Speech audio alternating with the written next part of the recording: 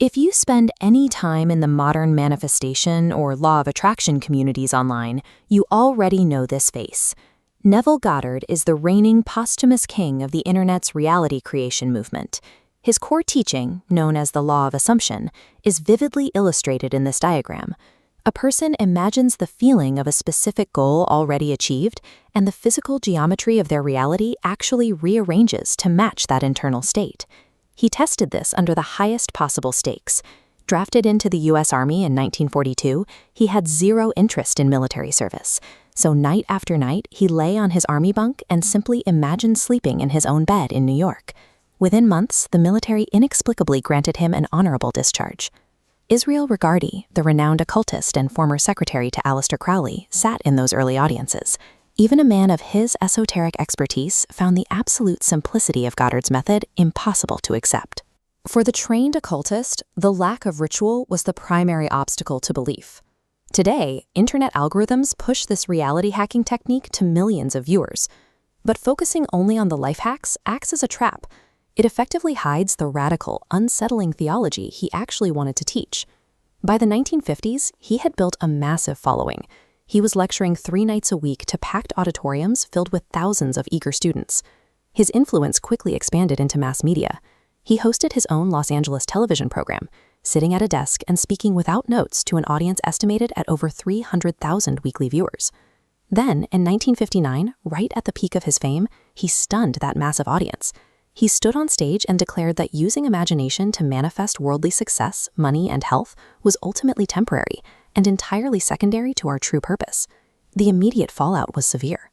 Half of his loyal followers, who had shown up exclusively to learn how to get rich or find a spouse, simply walked away. You have to ask yourself why a man who had perfected a system to bend physical reality to his will would suddenly tell everyone to abandon the practice. To understand his pivot, you have to look past the modern life coach aesthetic. His early foundation was built here, in New York, through a grueling apprenticeship under a man named Abdullah, an Ethiopian rabbi living in Harlem. For 7 years, he studied intensely under Abdullah, mastering Kabbalah, original Hebrew, and the hidden psychological structures of ancient scripture. This rigorous training built an extraordinary mental resilience. Years later, a doctor gave him a maximum dose of LSD in an experiment, originally meant to be observed by the author Aldous Huxley. While the walls breathed and the room distorted for 48 hours, his reaction was completely blunt. He found the chemical experience to be entirely unimpressive. He explained that his sober, naturally directed consciousness took him to far more vivid and bizarre places every single night without the use of any substances. He wasn't relying on rituals, luck, or chemical trips. He possessed a highly disciplined mind that functioned as an unrestricted portal into entirely different planes of existence. That intense inner exploration led him to a highly controversial conclusion. He taught that the Bible contains exactly 0 historical records of external events. Instead, he argued that the entire text is an intricate internal instruction manual mapping the awakening of human consciousness. Characters like Moses, Abraham, and Jesus aren't human beings who lived thousands of years ago.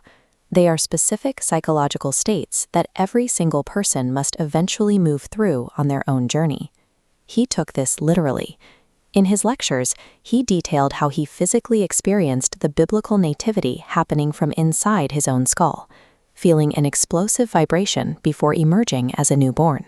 The most widely read religious stories in human history are, according to his teachings, a localized map of your own mind, sitting dormant and waiting to be activated.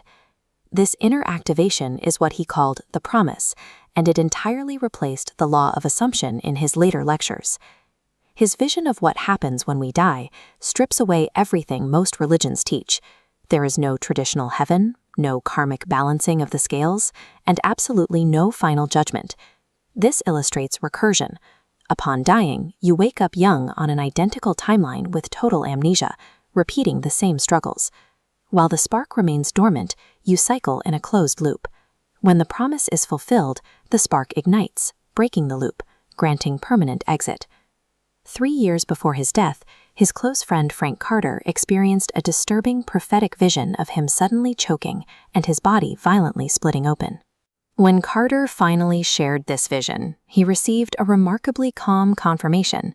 Neville stated that he was playing the scriptural role of Judas, not as a traitor, but as the one designated to reveal the hidden secret to the world. On October 1, 1972, he died from an esophageal rupture, found bleeding from his ears and nose. The Book of Acts describes the death of Judas as a violent event, where he fell headlong and burst asunder. To Goddard's inner circle, the physical reality of his own rupture was the final, undeniable manifestation of the very scripture he spent his life decoding. Which brings us back to the endless scroll of manifestation tutorials filling your internet feeds right now. Those techniques absolutely work. You can use them to secure a better job or build wealth, but they are nothing more than temporary training wheels for human consciousness. Every individual is a divine imagination, experiencing a localized human dream. In this framework, the physical world is a simulation, and manifestation is simply the act of realizing you are the one writing the code. Neville Goddard's body of work provides a roadmap for permanent graduation. His true legacy lies in teaching us how to shatter the illusion of the earthly game entirely, rather than just helping us play it more effectively.